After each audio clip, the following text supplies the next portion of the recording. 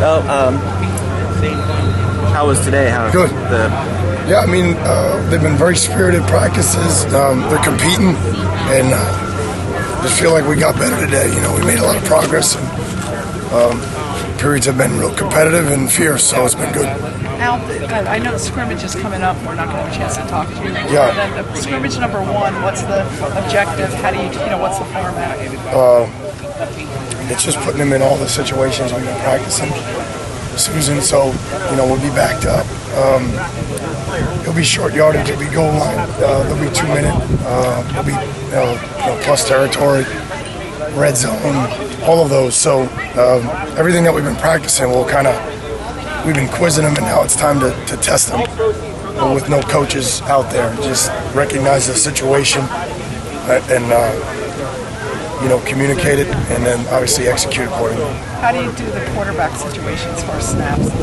Again, we're going to discuss it as a staff, but all three of them will get reps in the scrimmage, and then we'll go from there. So, hoping to get 40 to 50 plays, with each group.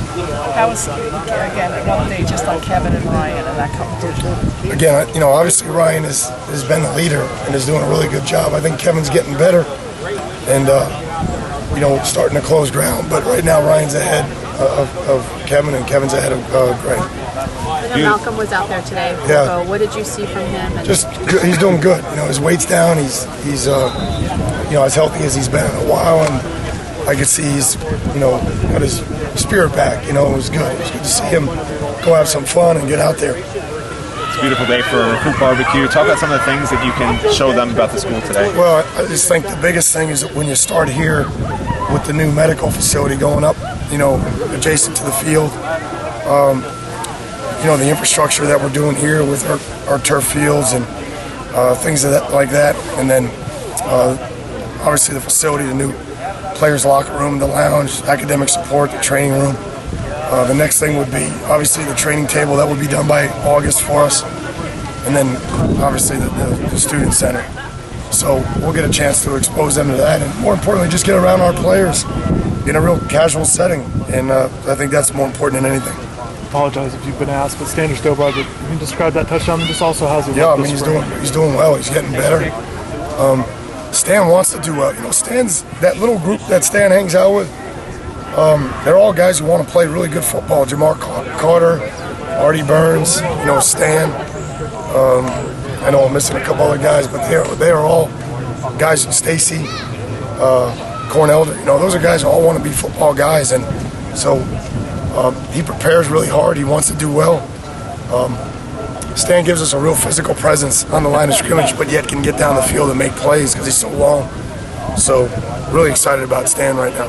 Al, I know you've also opened up Friday. I guess can you talk about what that's going to be like? What is that for fans who come? Yeah, so it's going to be a practice. We're just going to probably take a little bit more time and do a little bit more instruction for the coaches that are here, and for really any youth or high school player that wants to attend. So it's basically an on-the-field clinic, field demonstration,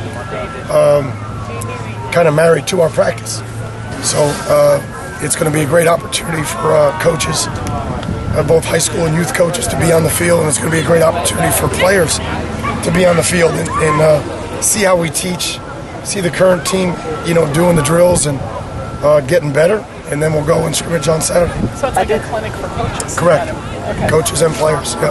I noticed Alex Figueroa walking off, and I don't know if I didn't notice him walking back. Any status on him? They held him out because of his shoulder. Obviously, we want to be careful because that's what he injured last year. So I don't have any reason to believe it's severe.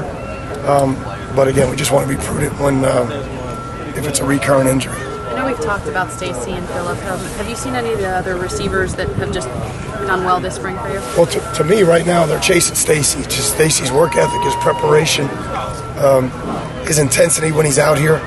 He's one of those guys that you got to pull him out. He'll go as hard as he can for as long as he can, and that's a great trait to have. The great ones have that, and I think a lot of those guys are trying to challenge him. He's raised the level of play there, and everybody's trying to catch his intention and his preparation. I think we made a lot of progress. I thought Damari was good today. Obviously, it's great to have Malcolm and and Herb back out there, and Phillips, you know, he's starting to get in his groove. He's just got to keep going and keep improving. How are you maintaining your voice throughout this? Oh, it's been pretty good. I got to get some like NFL music or something. They keep playing the same thing. I want to lose my mind. It's the same Hannah We'd all Montana. agree Hannah with that, Montana. I mean, Yeah. oh my God. I mean, I just have such a headache after every practice. I need a little something better, some stadium music. We're going to get that right by Friday, man. I promise you. There might be a misconception that you control that. You don't control that, do you? Oh, you think I do? My head is hurting right now. That's 2 hours straight of that, man. But you know what, though? The music, you know, I know the kids like it because it makes them loose or allows them to enjoy it. You know, brings out kind of an emotional part of it. But really, it's the best way to teach nonverbal communication and signaling. And our guys are doing a really good job. And when you're in that game, in that environment, you got to look somebody in the eye, and they got to watch. They can't be tired. They can't have their head down. Or you got to signal. And so I think it's really helped us in terms of that.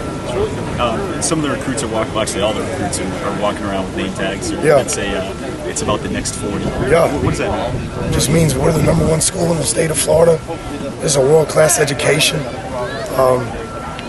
You know, you got to be a guy that appreciates that and what it would mean, you know, to be a Cane. So for me, you know, I'm over in Sunset Place last night and I'm watching, you know, Brother Jimmy's open up, and I know who the owners of that are.